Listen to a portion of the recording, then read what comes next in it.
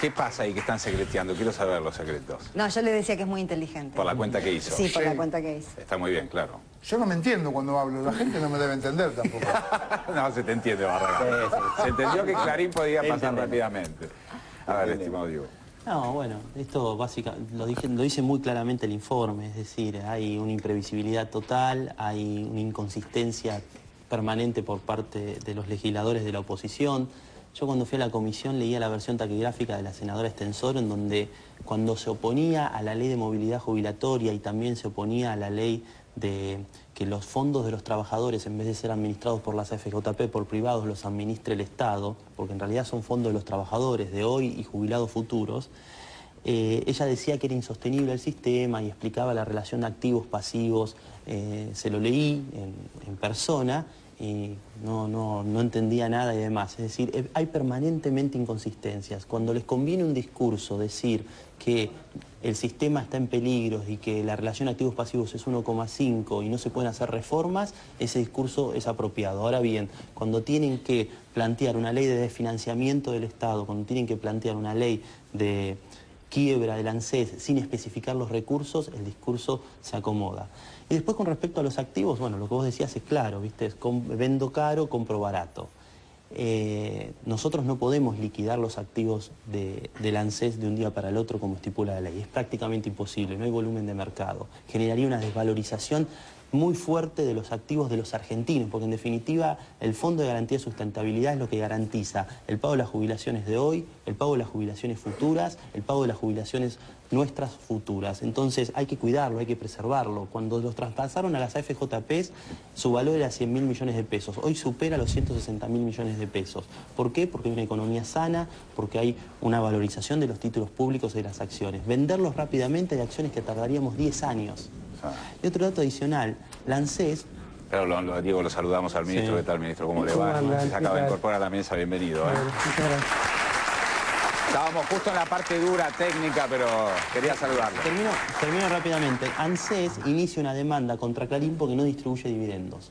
ANSES, Clarín tiene dividendos en los últimos años acumulados por 800 millones de pesos que se le ocurre no distribuirlos. En primera instancia, rápidamente el juez falla a favor de Clarín, ahora está en la Cámara, nosotros apelamos, pero evidentemente hasta ni siquiera los dividendos que generan las empresas del Grupo Clarín que van al Grupo Clarín no los distribuyen. Ahora, ¿qué argumento esgrime para no distribuir esos Supuestamente necesidades de distribución futuras de dividendos, necesidades de sustentabilidad y reinversión de la empresa. Sí, pero sí, yo te pido sándwiches de caviar iraní, vos me caes con los tapados de pequineses colgando vivos. Me parece que así no va, Ministro, a ver qué tiene para decirnos de esta ley. Bueno, que ayer hemos vivido una jornada de una altísima irresponsabilidad política y también que marca diferencia. Las cosas no pasan de casualidad.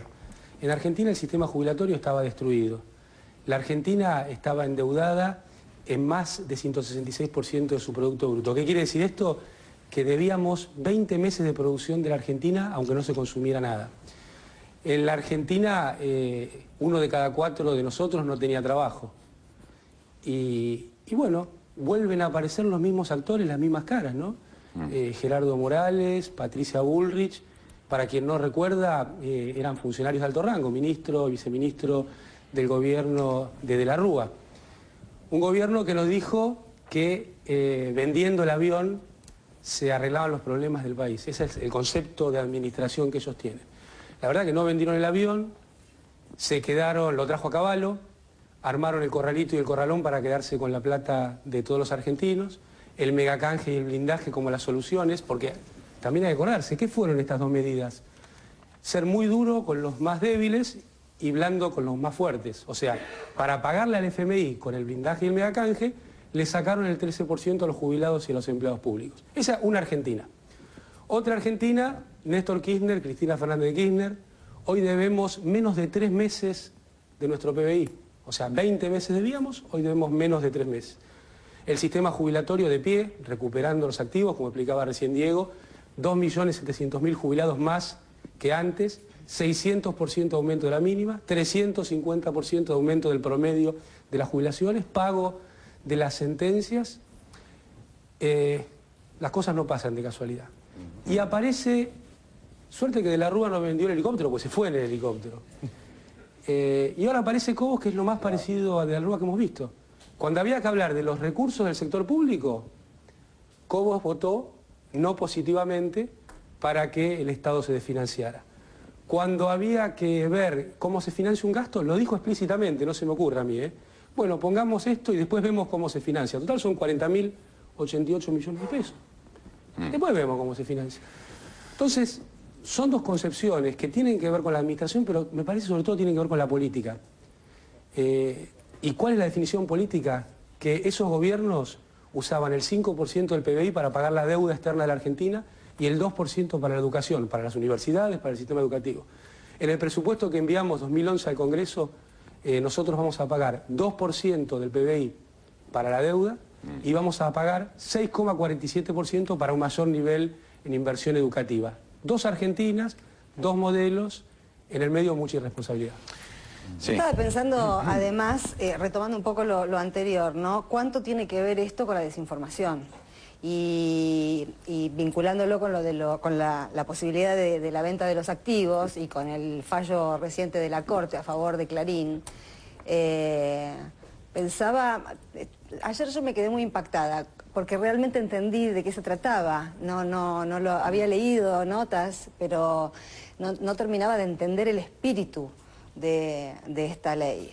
Y realmente me parece que a la luz de lo que aparece, la presidenta no solo tiene la atribución, me parece que tiene la obligación de vetarla. Sí, yo me quedé pensando en esa parte, digamos, porque realmente pedir un imposible desde un poder legislativo que está empezando a tener, si quieren, un panorama de consolidación política a partir de ser opositores o mayoritariamente opositores.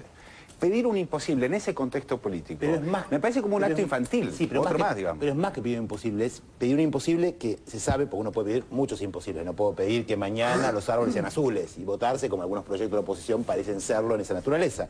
Pero esto es pedir una cosa que de cumplirse desfinancia al Estado, destruye el Estado. O sea, está pidiendo al Poder Ejecutivo que se suicide en parte de su atribución legislativa. Y esto es como, decías vos, yo jugando un poquito a ser productor de 678, como algunos predicen, me traje a lo que hablábamos recién, ¿no? Esto fue la etapa de Clarín del recorte jubilatorio. ¿No? Había mucha bronca. No. De la Rúa, el recorte es la única salida y no es negociable. De la Rúa, el presidente, doy la vida por esta pelea. Coraje del presidente, la fuerza del presidente. Claro. Así se trataba en esto que escribía Amado, así se relataba la realidad argentina. Cuando estaba recortando a los jubilados, y perdón, si ven acá, lo pueden buscar cualquiera por internet, es muy fácil. Jubilaciones, la poda se hará a partir de los 300 pesos. O sea, para Clarín, para De la Rúa, para ese gobierno, 300 pesos es una jubilación muy alta. Hoy la mínima es enormemente más alta que esto. Digo, esto es la Argentina que estamos hablando. Esto es lo que nos habla, entre esta etapa y la etapa de hoy, lo que es el nivel de la chatura de la dirigencia política argentina. Vamos a seguir hablando obviamente del tema. Ahora vamos a pasar a la duplicación de la actitud del vicepresidente Cobos.